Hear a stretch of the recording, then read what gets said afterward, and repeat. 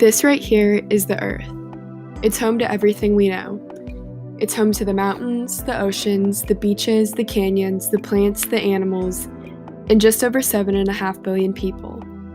But our Earth is degrading quickly, and without a safe environment, the Earth won't be home to these things forever. According to the National Geographic, 75% of the Earth's lands are already degraded, and if this trend continues, 95% will be uninhabitable by 2050. That's only 30 years away. But what's scarier is that it's almost purely caused by human choices. The choices we make every day have the power to preserve our Earth or to contribute to the destruction of nature. Among the leading causes of environmental loss are global warming, climate change, deforestation, air and water pollution, and the water crisis. While our use of plastic, resources, and excessive waste contributes greatly to this, the single largest instigator of these issues comes down to one thing, and that is animal agriculture. Factory farming is the production approach at raising livestock for food. To maximize output, mass amounts of animals are confined to small spaces where cruel procedures are done to prevent fighting. Chickens often have their beaks burned off without any kind of pain medicine. Pigs are confined to cages the length of their body so that they can't turn around or interact with other pigs. Male chicks are ground up at birth because they aren't valuable to the industry like female laying hens.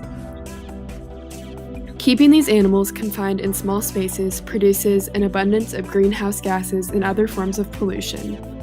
The Environmental Protection Agency has estimated that between 1990 and 2005, methane emissions from pig and cow operations rose 37% and 50% respectively.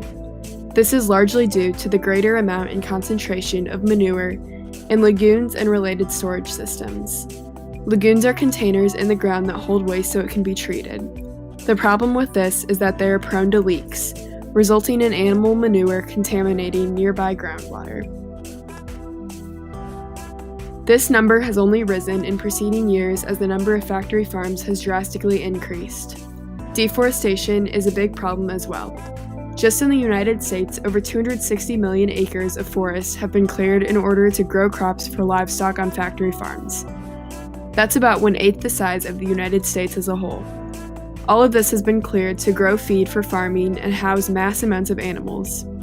Deforestation becomes a problem when species die out because their habitats are destroyed. This causes less biodiversity in species and even leads to climate change.